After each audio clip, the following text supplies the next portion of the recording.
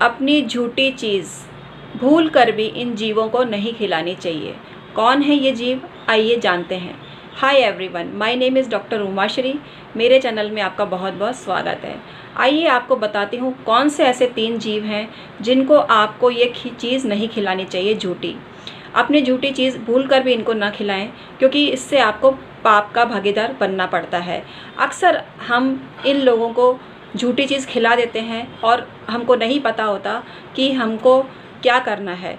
तो आज इसी विषय में जानकारी दे रही हूँ। जाने अनजाने अगर हमसे कोई पाप हो गया है तो हम परमात्मा से क्षमा मांगते हैं, लेकिन हमको ये काम नहीं करना चाहिए, अर्थात अपनी झूठी चीज़ कभी किसी को नहीं खिलानी चाहिए। तो कौन सी वो चीज़ है और कौन है वो व्यक्ति या कौन है वो जीव जिसको हमें अपनी झूठी चीज़ नहीं खिलानी चाहिए।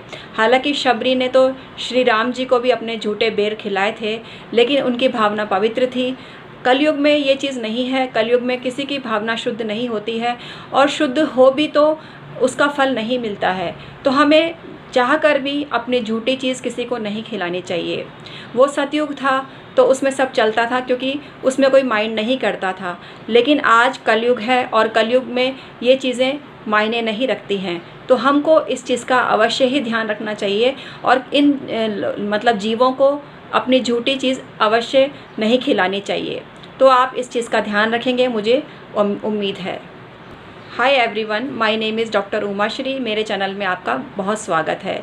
मेरे जो व्यूवर्स हैं, सब्सक्राइबर हैं, सदा खुशहाल रहें, मैं उनके लिए शुभाशीष प्रेषित करती हूँ। इसके अलावा जो भी मेरा वीडियो देखते हैं, सब्सक्राइब नहीं भी कर रखा हो, तो उनको भी भगवान सदा खुश रखे और आबाद रखे।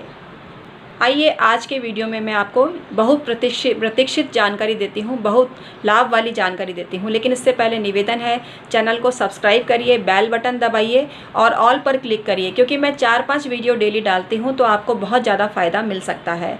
तो सब्सक्राइब ज़रूर कीजिए, जिससे आपको मेरे वीडियो का नोटिफिकेशन सबसे पहले प्राप्त हो।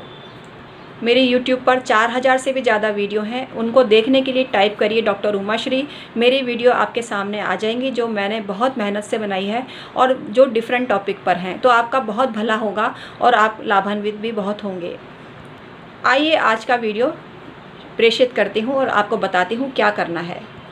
मित्रों, हम में से बहुत से लोग झूठा छोड़ भी देते हैं, जिससे अगर आप वो झूठा कहीं डालते हैं तो उसको गाय माता खाती हैं।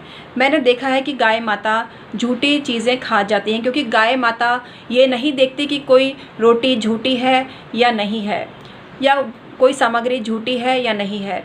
क्योंकि कई हम लोग जैसे फ्रूट्स का खाते हैं, तो फ्रूट्स भी अगर झूठा हो जाता है तो उसको गुठली डाल देते हैं बाहर, तो उसको गाय माता खाती है। तो ऐसी जगह ना डालें जहाँ गाय आती है और उसको खाती है। गाय को आप रोटी देने का नियम तो बनाते हैं तो बहुत ज़्यादा अच्छा है, लेकिन कोशिश करें या ध्यान रखें इस बात का कि आपकी झूठी चीज़ों का सेवन गाय माता ना करें। इससे आपको पुण्य नहीं मिलता और पाप चढ़ता है। हालांकि मैं भी जाने अनजाने में की गई गलती के लिए गाय माता से माफ़ी मांगती हूँ, और आपको भी यही सलाह देती हूँ कि अगर आपसे भी कोई गलती हो गई है, ये गाय ने आपका झूठा खा लिया है, तो गाय माता से आप क्षमा मांग लीजिए। क्योंकि गाय माता के लिए हम सबसे पहली रोटी निकालते हैं या पहला ग्रास निकालते हैं, तो गौ ग्रास निकालते हैं। तो गाय माता वही ग्रास खाए और आपको आशीर्वाद देवे, तो आपको बहुत ज़्यादा पुण्य की प्राप्ति हो जाती है। लेकिन मैं भी क्षमा मांगती हूँ गाय माता से। मुझे इससे भी जाने अनजाने में कोई गलती हो गई हो तो गाय माता मुझे क्षमा करें। दूसरा जो जीव होता है वो होता है कौवा। हम लोग कौवे के लिए भी कौवे का ग्रास निकालते हैं, लेकिन आपको मैं बता दूं कि श्राद्ध पक्ष में कौवे को जो चीज़ खिलाई जाती है वो पितरों के श्राद्ध में खिलाई जाती है, और पितरों का जो भोग होता है वो उनको खिलाया जाता है। तो आपको पाप नहीं चढ़ता। तो ये जानकारी आप ध्यान रखिएगा और इसका पालन करिएगा। मतलब कौवे को आपको झूठा नहीं खिलाना चाहिए। कौवा भी अक्सर झूठा खा लेता है और हमसे भी भूल हो जाती है, क्योंकि झूठी इतनी चीज़ें कई लोग फेंक देते हैं। मैं भी इसका ध्यान नहीं रखती हूँ, कई बार मेरे से भी भूल हो जाती है। तो कौवे जी से भी मैं क्षमा मांगती हूँ, क्योंकि अगर उन्होंने भी मेरा झूठा खा लिया हो तो वो भी मुझे माफ़ करें। आप भी कौवे जी से माफ़ी मांग लीजिए अगर आपके भी द्वारा कौवे जी को कोई ऐसा पदार्थ आपका झूठा खिलाया गया हो तो। क्योंकि कौवा शनि का मित्र है, आपने देखा ही होगा, और काकभूषण जी के नाम से हम उनका अस्तित्व सतयुग में भी मानते हैं। तो कौवे जी को झूठी चीज़ नहीं खिलानी चाहिए। तीसरा है कुत्ता।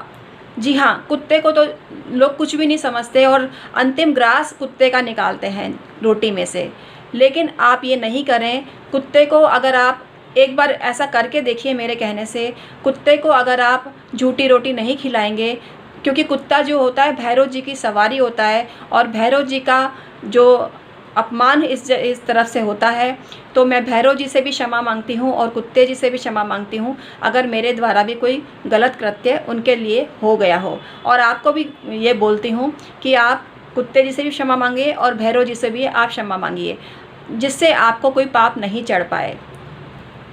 कुत्ते को शनिवार को तेल से चिपड़ी रोटी खिलाने से भैरव जी भी प्रसन्न होते हैं और कुत्ते के द्वारा हमको आशीर्वाद मिलता है। क्योंकि कोई भी जीव मौन होता है लेकिन उसका आशीर्वाद हमारे लिए निकलता है और हमें सबका आशीर्वाद लेना चाहिए।